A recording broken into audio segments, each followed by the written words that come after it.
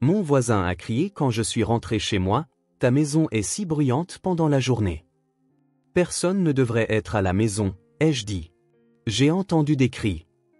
Le lendemain, j'ai fait semblant d'aller travailler et je me suis caché sous le lit. Quelques heures plus tard, en entendant la voix de celui qui est entré dans ma chambre, j'ai figé de terreur. Avant de commencer l'histoire, n'oubliez pas de laisser un like et de vous abonner à la chaîne pour voir plus d'histoires comme celle-ci. Je m'appelle Rachel et je suis chef de projet dans une entreprise informatique. Tous les matins, je quitte la maison avant 7 heures et je ne rentre pas avant 20 heures, parfois même après 21 heures. Je consulte mes courriels dans le train de banlieue, et quand j'arrive au bureau, j'ai déjà la tête pleine de dossiers. Mon mari, Marc, est superviseur de chantier. Son emploi du temps est encore plus irrégulier que le mien, il part à 5 heures du matin et ne rentre souvent pas avant 23 heures, selon l'avancement des travaux. Parfois, il est même 1 heure du matin. Mener une vie où nous ne faisions que nous croiser, sans jamais vraiment nous voir, était devenu la norme. Et puis il y a notre fille, Chloé.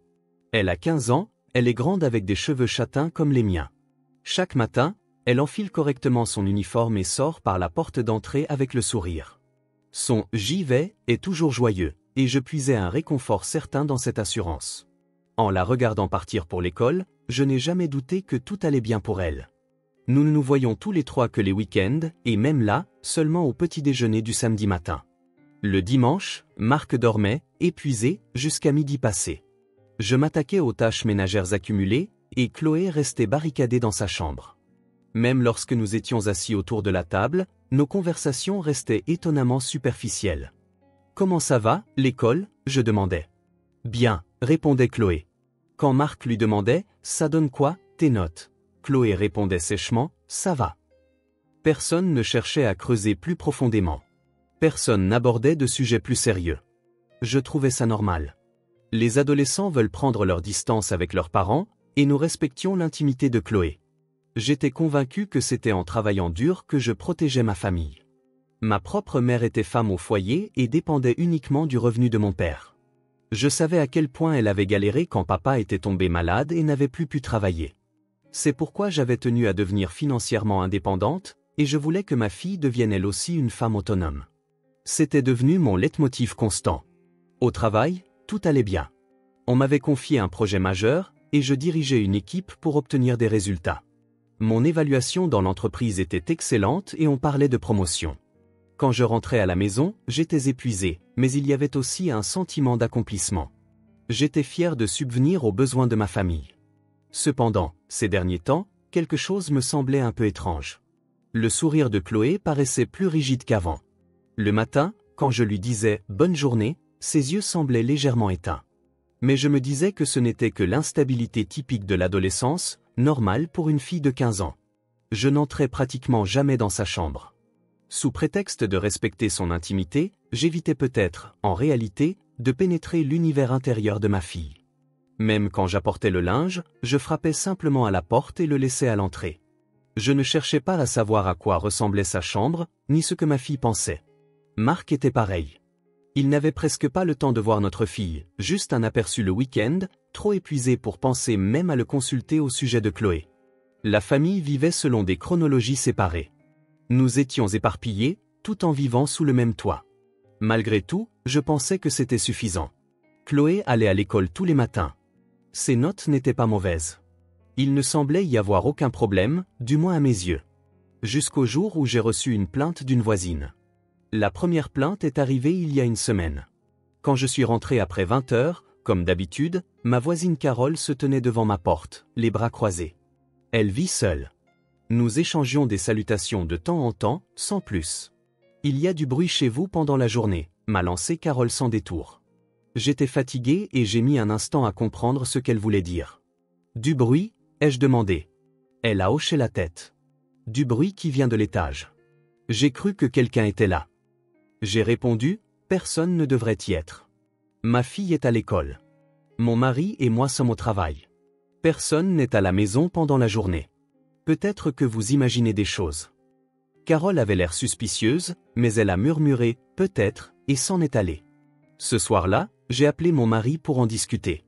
Marc était sur le chantier et j'entendais le vacarme ambiant. La voisine a dit quelque chose d'étrange, qu'il y a du bruit pendant la journée. Mais personne ne devrait être là, n'est-ce pas? Elle est probablement fatiguée, a répondu Mark, peu intéressé. Elle vit seule, peut-être qu'elle s'ennuie. Si c'était un cambrioleur, il y aurait eu des vols. C'était logique.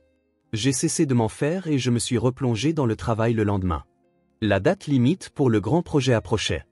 Les exigences du client étaient strictes et les membres de l'équipe étaient épuisés. Une de mes subordonnées multipliait les erreurs et j'étais submergé à essayer de rattraper le coup. Je travaillais tous les jours jusqu'à l'heure du dernier train, et quand je rentrais, je prenais une douche et je m'écroulais de sommeil. Les affaires de la maison étaient totalement passées au second plan. Il y a 3 jours, Carole m'attendait à nouveau devant la porte. Il y a vraiment du bruit pendant la journée, a-t-elle affirmé, le ton plus assuré que la fois précédente. Il y a quelqu'un. Un cambrioleur? Ai-je demandé. Dois-je appeler la police? Je ne sais pas, a répondu Carole en secouant la tête. Mais vous devriez être prudente. J'ai l'impression qu'il se passe quelque chose d'étrange. J'ai ressenti une légère anxiété, mais j'étais tellement accaparé par le travail que celle-ci s'est vite dissipée. J'avais des réunions, des préparations de présentation, des négociations avec les clients. Je n'avais pas le temps de penser à la maison. À cette époque, je n'ai pas remarqué que Chloé semblait un peu bizarre au petit déjeuner. Ou peut-être l'ai-je remarqué, mais fait semblant de rien. La main de Chloé qui tenait sa tartine tremblait légèrement. Mais je me contentais de consulter mes courriels sur mon smartphone et de lui lancer distraitement « Fais de ton mieux aujourd'hui ». La réponse de Chloé était toujours minime, un mot bref auquel je ne prêtais aucune attention. J'avais bien remarqué les légères cernes sous ses yeux aussi. « Tu te couches tard ?» l'avertissais-je légèrement, et Chloé répondait « Ça va ». « Assure-toi de dormir », disais-je. Puis je quittais la maison. Je ne cherchais jamais à en savoir plus. Et hier, il y a eu une 3e plainte. Quand je suis rentré, Carole m'attendait devant la porte.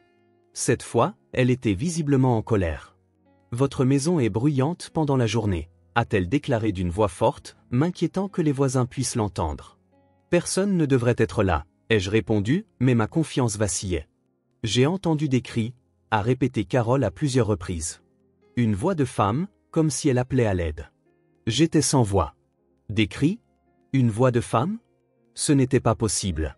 Si vous ne me croyez pas, allez vérifier par vous-même, a dit Carole d'un ton sec, avant de rentrer chez elle, furieuse. Cette nuit-là, j'étais seule, assise dans le salon. Mark n'était pas encore rentré. J'ai appelé son portable plusieurs fois, mais il ne répondait pas, probablement occupé sur le chantier. Je repassais la situation dans ma tête. Si c'était un cambrioleur, quelque chose aurait été volé, mais rien d'inhabituel dans la maison. Un fantôme? Ridicule. Mais des cris, une voix de femme? Est-ce que quelqu'un s'introduisait chez nous? Mais pourquoi? Chloé était dans sa chambre. La porte était fermée et j'entendais de la musique s'en échapper. Tout semblait normal. J'ai pensé frapper pour vérifier, puis je me suis arrêté. J'étais dégoûté de moi-même, j'avais l'impression de soupçonner ma propre fille, mais je ne pouvais pas non plus ignorer ses plaintes. Si Carole était venue me le dire 3 fois, c'est que quelque chose se passait vraiment. Je ne pouvais plus laisser ça de côté. J'ai décidé que le lendemain, j'irais vérifier par moi-même. Le lendemain matin, je me suis préparé comme d'habitude, enfilé mon tailleur, maquillé, pris mon sac. Chloé, également, portait son uniforme habituel et prenait son petit déjeuner. Je m'en vais, ai-je dit. Bonne journée, a répondu Chloé. Le sourire habituel, mais qui me parut cette fois forcé. C'était la première fois que je ressentais cela. J'ai quitté la maison en voiture, mais je ne me suis pas dirigé vers le bureau. À la place, je me suis garé sur le parking d'un supermarché à 3 pâtés de maison de là. J'ai regardé l'heure, 7h15. J'ai décidé d'attendre 15 minutes, puis de rentrer par la porte de derrière, sans me faire voir par qui que ce soit, afin de découvrir la vérité. J'ai coupé le moteur, assis à ma place, j'ai fixé l'horloge. Mon cœur battait la chamade. J'ignorais ce que j'allais trouver, mais je devais vérifier. Pour ma fille, pour ma famille. Les aiguilles ont avancé. Il était 7h30. Je suis sorti de la voiture et j'ai commencé à marcher vers la maison. Ma main tremblait en déverrouillant la porte arrière. J'avais l'impression de m'introduire en douce chez moi. J'ai ouvert doucement la porte et je suis entré. J'avais utilisé la porte de derrière plutôt que l'entrée principale, juste au cas où quelqu'un m'aurait observé de l'extérieur. La maison était silencieuse. Chloé aurait déjà dû partir pour l'école. Elle partait toujours à 7h30. Personne ne devrait être là maintenant. J'ai monté les escaliers discrètement, en direction de notre chambre à l'étage. Quand j'ai ouvert la porte, la pièce semblait identique à d'habitude. Le lit était bien fait, et la lumière du matin filtrait à travers les rideaux. J'ai fixé le lit. Je vais me cacher ici. Je trouvais cela ridicule de me cacher sous le lit de ma propre chambre, mais je n'arrivais pas à imaginer un autre moyen. Je me suis mis à genoux et me suis glissé sous le lit. Une odeur de poussière m'a assailli. L'espace était plus restreint que prévu, rendant mes mouvements difficiles. Le bruit de ma jupe de tailleur frottant le sol me semblait étrangement fort. J'étais allongé sur le côté, regardant le dessous du sommier. C'était suffocant, exigu, obscur. Peut-être que personne ne viendrait. Peut-être que Carole s'était trompée. Alors, qu'étais-je en train de faire? Sécher le travail pour attendre des heures sous un lit? Comment allais-je expliquer cela à mon patron? Mais je n'avais pas d'autre choix que d'attendre. 8 heures. Rien ne se passait. La maison était silencieuse et tout ce que j'entendais, c'était ma propre respiration. J'ai essayé de changer la position de mes jambes, mais l'espace était trop étroit. Mon dos commençait à me faire mal. 8h30. Toujours rien. Peut-être que c'était une erreur après tout. Mais Carole avait clairement dit qu'elle avait entendu des cris à plusieurs reprises. Elle avait mentionné 9 heures. Mes pieds commençaient à s'engourdir. J'ai pensé à sortir, à ramper hors de là, à me diriger vers le bureau, à reprendre ma vie quotidienne normale. C'est à ce moment-là que c'est arrivé. J'ai entendu la porte d'entrée s'ouvrir. Mon cœur a bondi. Quelqu'un était entré. C'était le bruit d'une clé déverrouillant la serrure. Quelqu'un qui avait un double des clés. Pas un cambrioleur. Des pas ont traversé le couloir, puis ont monté l'escalier. Un pas après l'autre. Des pas lents, légers. J'ai retenu mon souffle. Je pensais que les battements de mon cœur étaient si forts que l'autre personne pouvait les entendre. Mes mains tremblaient. Qui était-ce? La porte de la chambre s'est ouverte. J'ai vu des pieds. Dessous le lit, je ne pouvais voir que les pieds de la personne. Elle portait des baskets blanches, de petite taille. Une femme. La personne est restée dans la pièce pendant un moment. Qu'était-elle en train de faire? J'avais peur de respirer. Si je bougeais, je ferais du bruit. Finalement, les pieds se sont approchés du lit. Puis j'ai entendu le bruit de quelqu'un s'asseyant sur le lit. Le matelas s'est enfoncé et le dessous du sommier s'est légèrement abaissé. Le sentiment de confinement a augmenté. Silence. Puis j'ai entendu des sanglots. Une femme pleurait, des pleurs discrets, étouffés. Je pouvais sentir ses épaules trembler à travers le lit. Mon esprit était confus. Une jeune femme, mais pourquoi ici? Les pleurs sont devenus progressivement plus forts, comme si elle ne pouvait plus les retenir. Puis, soudain, un cri a résonné dans la pièce. « Arrête! Arrête !» Le cri désespéré d'une femme, exactement comme Carole l'avait décrit. Une voix appelant à l'aide. Mon corps s'est figé de terreur. À quoi cette femme essayait-elle d'échapper? Arrête! S'il te plaît, arrête maintenant. Les cris ont continué. Puis, cela s'est transformé en pleurs intenses. Le lit tremblait légèrement. J'étais incapable de bouger, ma tête s'est vidée, submergée par la peur et la confusion. Finalement, les cris ont cessé. La femme respirait bruyamment. Elle semblait épuisée par les pleurs. Puis j'ai entendu une petite voix. « Maman, je suis désolée. » À cet instant, le monde s'est arrêté. Avais-je mal entendu? Qu'est-ce qu'elle venait de dire? Maman. C'était Chloé, la voix de ma fille. Mon corps s'est glacé. Chloé? Pourquoi était-elle ici? Pourquoi n'était-elle pas à l'école? Les questions tourbillonnaient dans ma tête, mais je n'arrivais pas à émettre un son. Je suis resté allongé sous le lit, sentant la présence de ma fille. Chloé est restée assise sur le lit pendant un moment, essayant de maîtriser sa respiration. Finalement, elle s'est levée. Des pas ont quitté la pièce, puis j'ai entendu le bruit de la descente des escaliers. J'ai enfin pu bouger, mais mon corps tremblait et je n'arrivais pas à ramper facilement pour sortir de sous le lit. Quand j'y suis finalement parvenu, j'avais les genoux faibles. Ma fille aurait dû être à l'école, mais elle était ici. J'ai quitté la pièce et j'ai descendu les escaliers doucement, un pas à la fois. Ma main agrippée à la rampe était moite de sueur. J'ai jeté un coup d'œil attentif au salon. Chloé était là, assise sur le canapé, les genoux serrés, recroquevillée, toujours vêtue de son uniforme. J'ai hésité à l'appeler. Que lui dirais-je? Chloé s'est soudain levée. Je me suis caché derrière le mur. Chloé se tenait devant le miroir du salon, fixant intensément son propre visage. Puis, brusquement, elle a crié vers le miroir, je ne perdrai pas. Une voix forte, pleine de détermination.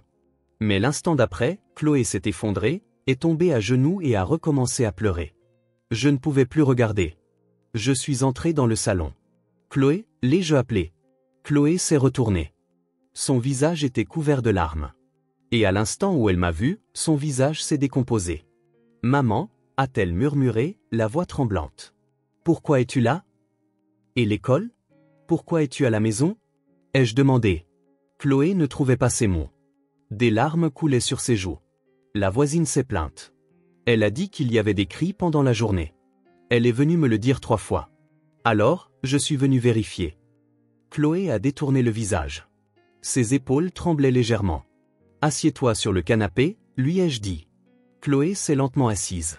Je me suis assise à côté d'elle, conservant une petite distance. Depuis combien de temps ne vas-tu plus à l'école? Ai-je demandé. J'y vais, a répondu Chloé d'une petite voix. C'est un mensonge, ai-je rétorqué. Tu es ici maintenant. Tu devrais être en classe. Chloé a mordu sa lèvre. J'y vais, a-t-elle répété. Le matin, je vais à l'école. Et après, ai-je insisté. Après un long silence, Chloé a finalement parlé. Je vais à l'infirmerie, a-t-elle dit. Et ensuite, ai-je demandé. Je rentre, a murmuré Chloé. J'ai eu le souffle coupé. Rentrer de l'école. Pourquoi? Pourquoi? Ai-je demandé, mais Chloé n'a pas répondu. Elle s'est contentée de serrer ses genoux et de se recroqueviller. J'ai regardé ma fille en uniforme. Ma fille qui va à l'école avec le sourire tous les matins. Mais cette fille n'allait pas en classe. Elle passait par l'infirmerie et rentrait chez elle. Du harcèlement, ai-je demandé. Le corps de Chloé s'est raidi. Cette réaction m'a tout dit. Par qui?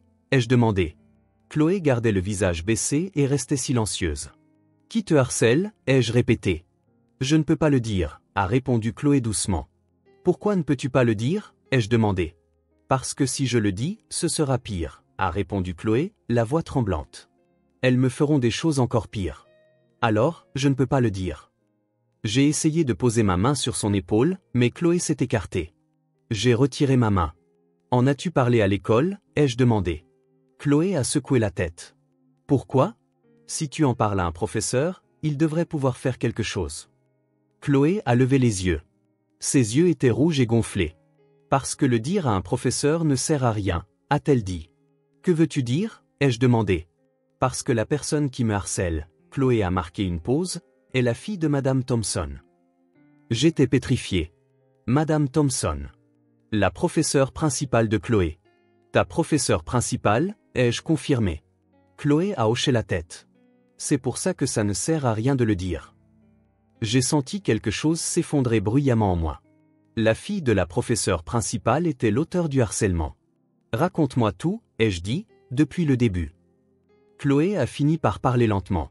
Le harcèlement avait commencé il y a 3 mois.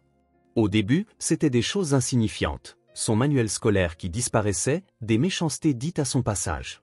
Mais Chloé a supporté, pensant que ça finirait par s'éteindre. Mais ça n'est pas arrivé. Cela a dégénéré progressivement, des lettres de harcèlement avaient été déposées dans son casier, des punaises avaient été mises dans ses chaussures, des mots blessants étaient murmurés quand on la croisait. Chloé en a parlé à sa professeure principale, Madame Thompson, mais celle-ci ne l'a pas cru. Ma fille ne ferait jamais une chose pareille, avait-elle dit. Ce doit être un malentendu de la part de Chloé. Puis la vengeance avait commencé. La meneuse du harcèlement était Emma Thompson, la fille de l'enseignante. Emma avait menacé Chloé en lui disant « Tu m'as dénoncé ». Elle avait commencé à écrire des choses méchantes sur Chloé sur les réseaux sociaux, disant qu'elle était une menteuse et qu'elle essayait d'accuser la fille de sa professeure. Tous les camarades de classe avaient pris le parti d'Emma. Plus personne ne parlait à Chloé. Chloé s'était retrouvée isolée. Chaque jour était douloureux, m'a dit Chloé. Elle avait peur d'aller à l'école, mais elle ne voulait pas m'inquiéter. Maman est occupée avec le travail. Papa est fatigué aussi, alors j'ai pensé que je devais me débrouiller seule. Je croyais que je devais être forte, que je devais endurer cela seule, mais c'était trop. Alors, chaque matin, elle allait à l'école juste pour être comptée présente. Ensuite, elle se rendait à l'infirmerie, disait qu'elle ne se sentait pas bien, et l'infirmière la laissait se reposer. Au bout d'un moment, elle s'échappait par la porte de derrière. Elle rentrait à la maison et pleurait seule. En criant, Elle parvenait tant bien que mal à tenir le coup. Elle m'a dit que si elle ne criait pas, elle avait l'impression de s'écrouler complètement. Tandis que j'écoutais l'histoire de ma fille, les larmes coulaient sans s'arrêter. Ma fille souffrait à ce point, et je n'avais rien remarqué. Chaque matin, je la renvoyais avec un sourire, mais derrière ce sourire, ma fille endurait tout cela. « Pourquoi ne m'as-tu rien dit ?» ai-je demandé.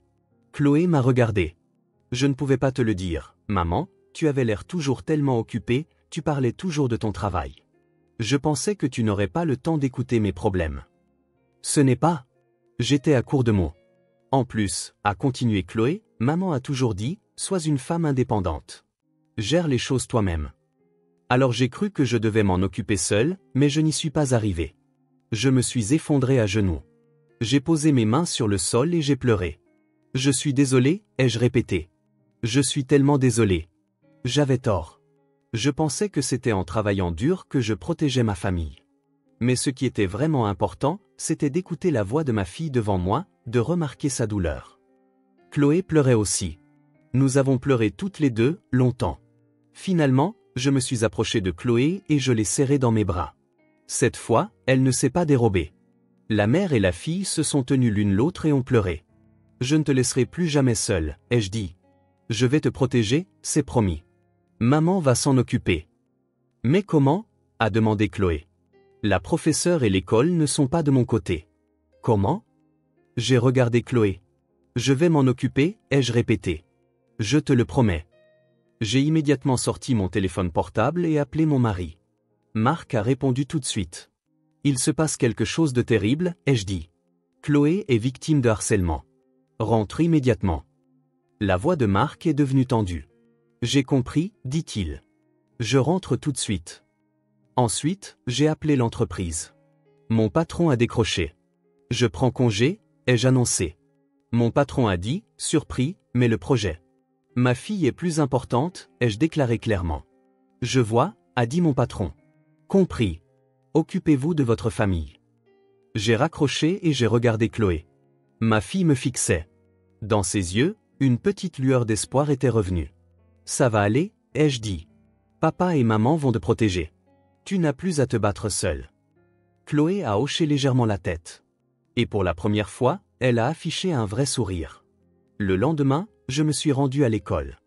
Marc avait également pris congé et m'a accompagné. Lors de la réunion dans le bureau de la directrice, il y avait le proviseur et la professeure principale, Madame Thompson, mère d'Emma. « Avez-vous des preuves ?» a dit Madame Thompson d'une voix froide. « Le témoignage de ma fille, ai-je répondu. Madame Thompson a ricané. « Ma fille le nie. N'est-ce pas un malentendu de la part de votre fille ?» Le proviseur était également hésitant. Il a suggéré que nous observions la situation un peu plus, que nous devions agir avec prudence. J'ai regardé les deux et j'ai dit, alors, je vais déposer un rapport à la police. L'expression du proviseur a changé. J'ai continué, je vais également contacter le journal local. Le titre sera « L'école couvre le harcèlement orchestré par la fille d'une enseignante ». Madame Thompson s'est levée. Est-ce une menace ? Ce n'est pas une menace, ai-je répondu calmement. Je ne fais que rendre les faits publics. Et je déposerai aussi un rapport formel auprès du ministère de l'Éducation. Le proviseur et Madame Thompson se sont regardés. Marc a acquiescé à côté de moi. Nous étions sérieux. Suite à cela, l'école a rapidement lancé une enquête. Lors de l'entretien avec d'autres élèves, plusieurs témoignages sur le harcèlement d'Emma ont émergé. Des publications sur les réseaux sociaux ont également été soumises comme preuve. 2 semaines plus tard, Emma a été transférée dans une autre école. Madame Thompson a elle aussi été mutée. L'école a mis en place une nouvelle équipe anti-harcèlement et a commencé à travailler sur la prévention de la récidive. Chloé a commencé une thérapie. Elle avait rendez-vous pour parler avec un spécialiste 1 fois par semaine. Cela n'a pas tout résolu immédiatement, mais petit à petit, son cœur guérissait. Dans sa nouvelle classe, Chloé s'est fait des amis. Au début, elle était prudente, mais elle a rencontré des enfants gentils. Elle n'était pas encore revenue complètement à la normale, mais le sourire de Chloé était revenu. Un vrai sourire. J'ai changé aussi. J'ai réduit mon travail et j'ai augmenté le télétravail. Tous les matins, je prends le petit déjeuner avec Chloé. J'ai arrêté de me précipiter hors de la maison. J'ai pris le temps de parler avec ma fille. Chaque soir, je veillais à écouter ses histoires. ce qui s'était passé à l'école, ses amis, des choses insignifiantes, des récits que j'aurais à peine écoutés avant, et que j'écoute maintenant sérieusement. J'ai réalisé qu'il y avait des choses plus importantes que le travail. Marc a changé aussi. Il a négocié avec son patron pour réduire les quarts de nuit et a réussi à dîner avec nous 3 fois par semaine. Il prenait consciemment du temps avec Chloé. Les jours de congé, nous avons recommencé à sortir en famille. Un jour, j'ai croisé ma voisine Carole. « Je suis contente que votre fille aille mieux », m'a-t-elle dit. « Merci », ai-je répondu. « Si vous ne m'aviez pas prévenu, je n'aurais peut-être jamais rien remarqué. » Carole a souri. J'ai cru que j'étais peut-être trop curieuse, mais je suis contente d'avoir dit quelque chose. « Vous nous avez sauvé la vie », ai-je dit du fond du cœur. 3 mois se sont écoulés. Un samedi après-midi, nous étions tous les 3 dans le salon. Chloé parlait de l'école, de ses nouveaux amis, d'un cours amusant. Nous écoutions en souriant. « Dites », a dit Chloé. « Et si on allait pique-niquer le week-end prochain ?»« Ça me paraît une excellente idée », ai-je répondu. « Je ferai les sandwichs », a dit Marc. Chloé a affiché un sourire sincèrement joyeux. En voyant ce sourire, je me suis dit que j'avais cru que travailler dur était ma manière de protéger ma famille. Mais ce qui était vraiment important, c'était d'écouter les voix des membres de ma famille, là, devant moi. Remarquer la douleur des uns et des autres et se soutenir mutuellement. C'est ça, une vraie famille. Dehors, le soleil printanier inondait la pièce. Le rire de Chloé résonnait dans le salon. Marc riait aussi. Je riais aussi. Finalement, j'avais l'impression que nous étions devenus une vraie famille.